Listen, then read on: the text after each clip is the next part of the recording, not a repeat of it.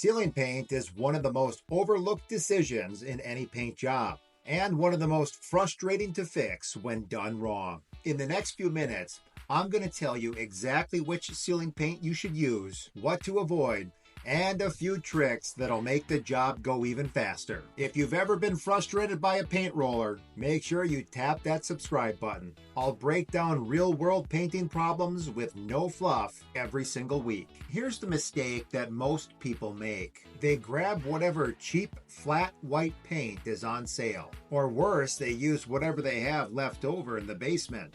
But ceiling paint has actually just one job, and that is to look invisible. A good ceiling paint should do three things. It should go on thick enough to hide in just one coat, dry flat enough to disappear under light, especially side lighting, and it needs a slow dry time so that it can level out those roller marks. And this can really be where wall paint would fail. Wall paint oftentimes is made to dry fast, and because of that, it can reflect light inconsistently. Here are three solid picks depending on your budget. The first one will be the DIY budget option, Behr Premium Plus Ceiling Paint. This ceiling paint is low odor, it dries fast, but it levels decently and can work quite well for a lot of projects. It's made with a stain blocking formula that can actually do a decent job when it comes to hiding imperfections. But the paint dries a little too fast. This could potentially lead to visible roller marks, especially if you're not careful. Still, it can be a good choice if you need something that's quick and easy and you don't want to break the bank. Just make sure that you keep those coats thin and even. Our second paint, we'll call it the Budget Workhorse. This is CHB by Sherwin-Williams. Although this isn't labeled as a ceiling paint, a lot of pros really like it because it has a dead flat finish. The technology in the paint is all about high hide properties, meaning that it can cover a lot of surface area and can do so quickly, oftentimes with just one coat. It is thick enough to minimize splatter, but the downside is it doesn't have the same smoothness as a more premium option.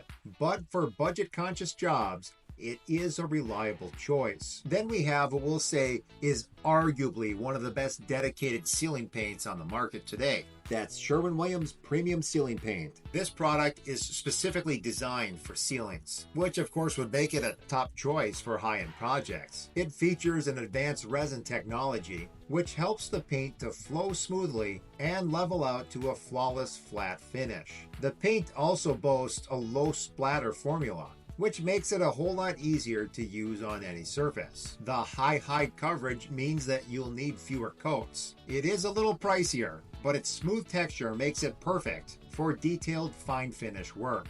Now, no matter which paint you pick, you need to be careful because you don't want a ceiling nightmare.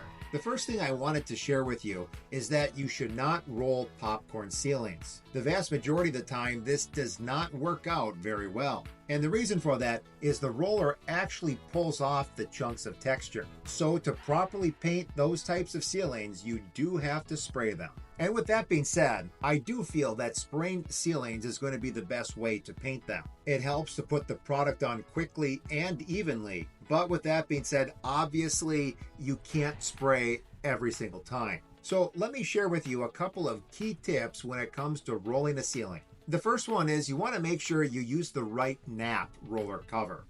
A lot of people try to use a 3/8 inch, but it just isn't enough girth. I would recommend a 1/2 inch nap, and maybe depending on the texture, you might even choose to go up to a 3/4 inch. As you paint, you need to work the product on the ceiling with your roller, but you want to make sure that the final roll always goes one direction. And which direction is that? Well, you want to roll toward the main light source. This is typically going to be windows or possibly sliding glass doors. Why?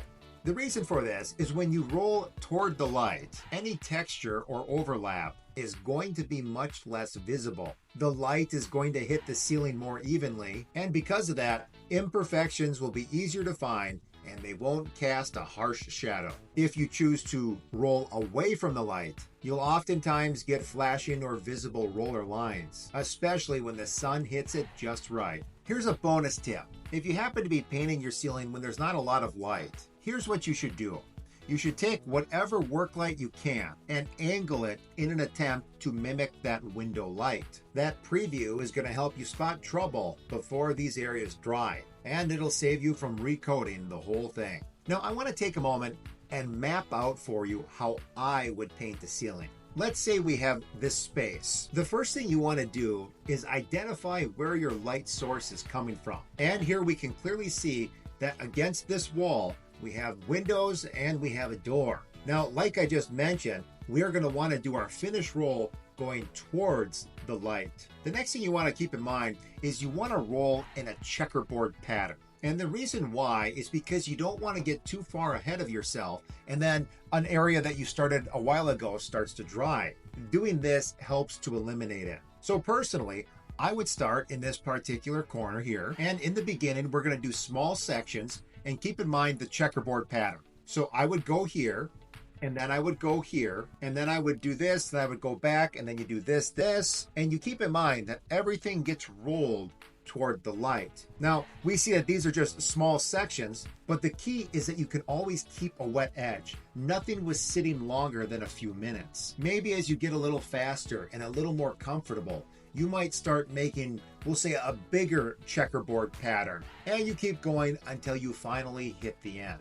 So we can see that ceiling paint, although not that glamorous, really is a very important part of your room. Choose smart, roll slow, and your ceilings will stay invisible in all the right ways. Please subscribe if you want more real-world painting breakdowns. And if you have a favorite ceiling paint, make sure you drop it in the comments below. I do read everyone. We'll see you next time.